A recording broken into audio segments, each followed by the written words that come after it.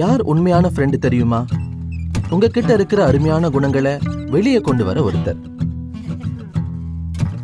எப்பவும் உங்களுக்காக இருக்கிறவர், கஷ்ட காலத்துல கூட. அந்த மாதிரி ஒருத்தர் கூட பிறந்தவங்களை விட பாசமா இருப்பாருன்னு நீதிமொழிகள் 18:24 சொல்லுது. அவருதான் உண்மையான ஃப்ரெண்டு.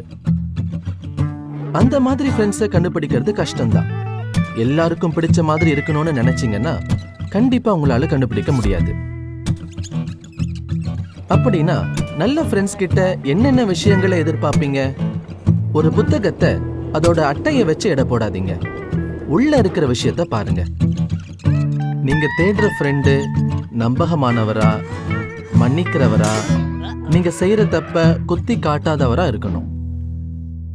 ஃப்ரெண்ட்ஸ்ன்னு எடுத்துக்கிட்டா ஒரே ஒரு நல்ல ஃப்ரெண்ட் 100 போலி ஃப்ரெண்ட்ஸை விட எவ்வளவோ மேல். உண்மையான ஃப்ரெண்டை கண்டுபிடிக்கணும்னா தெரிஞ்ச வட்டத்துக்குள்ளேயே தேடாம வெளியே தேட வேண்டியிருக்கும். நீங்க கொஞ்சம் கூட எதிர்பார்க்காத இடத்துல அவங்க இருக்கலாம். அதனால வித்தியாசமான இடங்கள்ல தேடி பாருங்க. உங்களோட ஃப்ரெண்ட் அப்படியே உங்களை மாதிரி இருக்கணும்னு நினைக்காதீங்க. வித்தியாசமான ஹாபீஸும் திறமைகளும் உள்ளவங்களை தேர்ந்தெடுங்க. அவங்க உங்களை விட பெரியவங்களா இல்லைன்னா சின்னவங்களா இருக்கலாம். வேற பின்னணிய இல்லைன்னா வேற கலாச்சாரத்தை சேர்ந்தவங்களா கூட இருக்கலாம். அதனால வெவ்வேறு ஆட்களை ஃப்ரெண்ட்ஸா தேர்ந்தெடுங்க. ஆனா ஒரு விஷயத்த ஞாபகம் வச்சுக்கங்க, உண்மையான ஃப்ரெண்ட்ஸ் நல்ல ஒழுக்கம் உள்ளவங்களா இருக்கணும். உங்க ஃப்ரெண்டு ஒருத்தர் உங்ககிட்ட இருக்கிற காசை எல்லாம் கறந்துருக்காரா? உங்க முதுகுக்கு பின்னால பேசியிருக்காரா?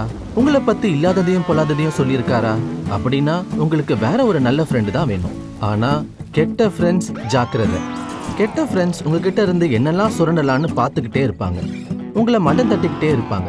நீங்க பேசுற விதத்தை பத்தி, உங்களோட தோற்றத்தை பத்தி, ஏன் உங்க மத நம்பிக்கையை பத்தி கூட மட்டமா பேசுவாங்க.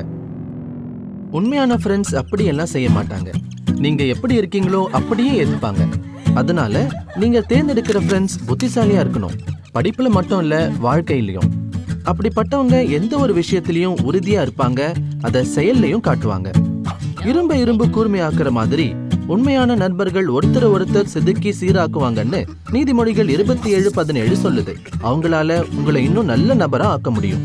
அப்படின்னா உங்களுக்கு உண்மையான ஃப்ரெண்ட்ஸ் எப்படி கிடைப்பாங்க? அவங்களே உங்களை தேடி வருவாங்கன்னு எதிர்பார்க்க முடியாது. நீங்க தான் முதல்ல உங்க கையை கொடுக்கணும். முதல் படியை எடுங்க, அவங்க கிட்ட போய் பேசுங்க. ஆனா ஒண்ணு, பேசணுங்கிறதுக்காக உங்களை பத்தி மட்டுமே பேசிக்கிட்டு இருக்காதீங்க. அவங்க கிட்ட கேள்விகளை கேளுங்க. அவங்க சொல்றத நல்லா காது கொடுத்து கேளுங்க.